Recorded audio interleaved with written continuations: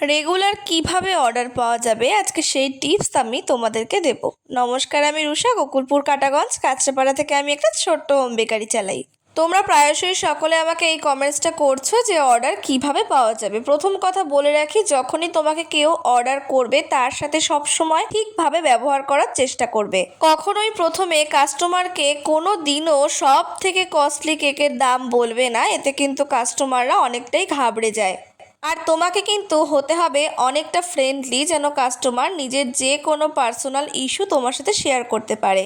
এক্ষেত্রে personal issue মানে কাস্টমারের বাজেট যদি 200 টাকা হয়, তোমাকে ওই টাকাতেই কেকটা বানিয়ে দিতে হবে।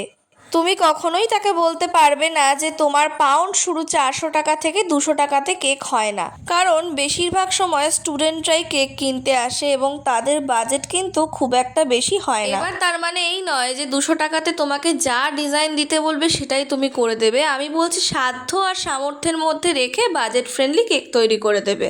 আর আরও একটা মেন জিনিস, কখনো অন্যের ডিজাইন নিজের পেজে পোস্ট করবে না। অন্যের কাজকে নিজের পেজে পোস্ট করে তোমার নিজের ভালো লাগলেও ক্লায়েন্ট কিন্তু কখনোই পেজ চেক করে অর্ডার প্লেস করে না।